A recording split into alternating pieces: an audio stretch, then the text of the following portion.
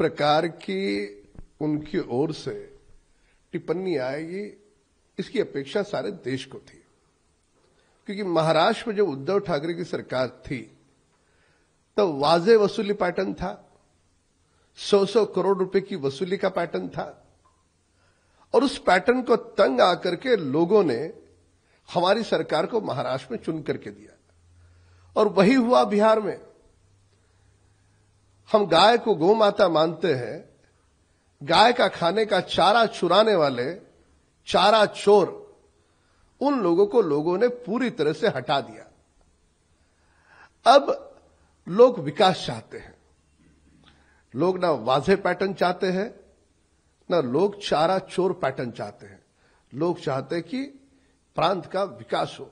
और वही कारण है कि बिहार में हमें आदरणीय प्रधानमंत्री नरेंद्र मोदी जी के नेतृत्व में भारी सफलता मिली है। इस सफलता से हम में अहंकार नहीं, एक कर्तव्य का भाव है। अब तक जिस प्रकार से कार्य किया उससे और अधिक कर्मठता से हम कैसे कार्य करें।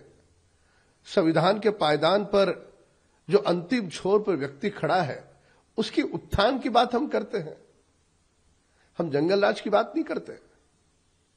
और हम इन उबाटा के नेताओं से पूछना चाहते हैं, क्या कारण है कि पूरे देश में सभी प्रांतों में हमारी सरकार नहीं है? कई प्रांतों में अन्य सरकारें हैं। अगर कोई ईवीएम पैटर्न होता, यदि कोई अन्य पैटर्न होता, तो देश के संसद में सारे के सारे सांसद हमारे होते, हमें किसी के सहारे की आवश्यकता न पड़ती, सभी प्रांतों में हमारी सरकार होती। बच्चों वाली बातें।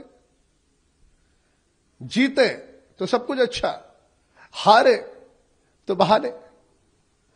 इसी तरह से राहुल गांधी ने भी ट्वीट करके कहा कि ये मैं पहले से ही कह रहा था कि ये फेयर इलेक्शन नहीं है, जिस तरह से बिहार में नतीजे आए, और अब हमको संविधान को बचाना है, डेमोक्रेसी को बचाना है, इस तरह से बात कर रहे हैं राहुल गांधी। श्रीमान राहुल गांधी जी को आदत हो गई है माथे पे पराजय का तिलक बार बार लगाने की, और उनका ऐसा नेतृत्व कांग्रेस दल का रहा है कि जो भी चुनाव उनके नेतृत्व में लड़े जाते हैं उन चुनावों में उन्हें भारी हार का सामना करना पड़ा।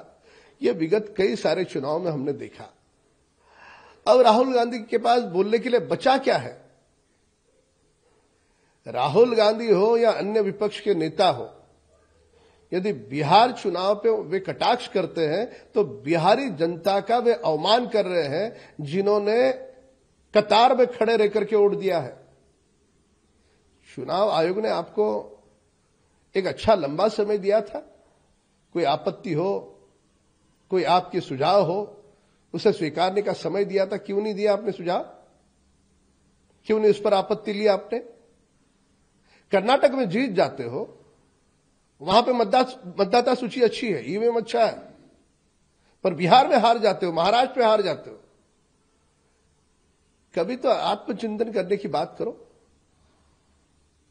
और इसी कमी के कारण 2014 से लेकर 2025 तक लगभग सभी चुनावों में राहुल गांधी के नाते, उनके नेतृत्व के नाते कांग्रेस को हार का सामना करना पड़ा। ये कहा जा रहा है कि जिस तरह से बिहार में जंगल राज का खात्मा हुआ, अब अगली बार बंगाल में जंगल राज का खात्मा किया जाएगा। प्रधानमंत्री की तरफ से बयान आया, क्योंकि पश्चिम बंगाल में चुनाव होंगे 2026 में। पश्चिम बंगाल की पवित्र भूमि पर, जिस भूमि से रविंद्रनाथ टैगोर जी आए, सुभाष चंद्र बोस जी आए, उस भूमि को धूमिल करने का दुष्कर्म ममता बनर्जी ने किया। लोगों के घर में घुसकर उनको मारना, पीड़ित करना, प्रताड़ित करना, हिंदुओं पर जुर्म ढाना, क्या शोभा देता उन्हें? हमने द्वापार में भी देखा कि शिशुपाल के 99 अपराध भगवान कृष्ण ने माफ किए थे, पर अंततः उन्हें भी दंड मिला। और उसी प्रकार से, जिस प्रकार से बिहार की जनता ने लालू प्रसाद यादव और उनके परिवार को पाठ सिखाया, उसी प्रकार से पश्चिम बंगाल की जनता भी ममता दीदी को घर बिठाने का काम करेगी।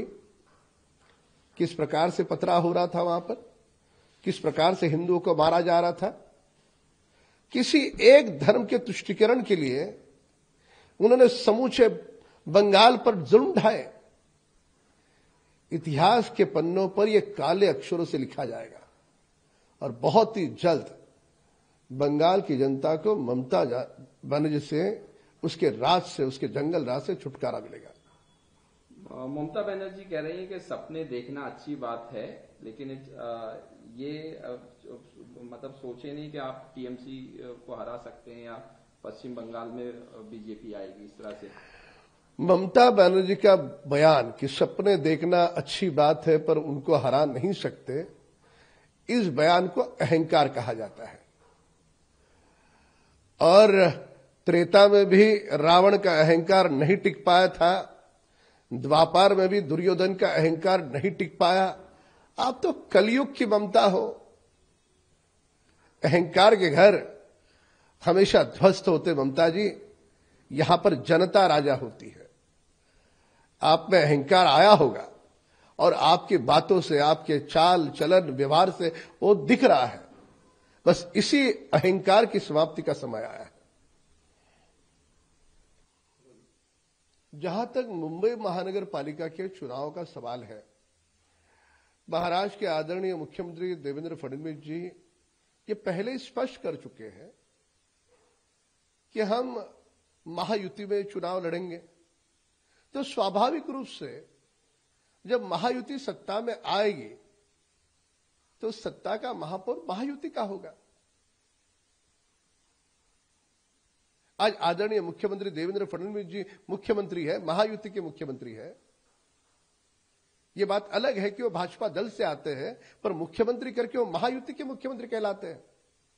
तो उसी प्रकार से मुंबई महानगर पालिका में हम महायुति करके लड़ेंगे और महायुति करके लड़ने के बाद खिचड़ी चोर, दवाइयां चोर, इनको घर बिठाते हुए हमारे महायुति का जो महापौर वहां पर विराजमान होगा।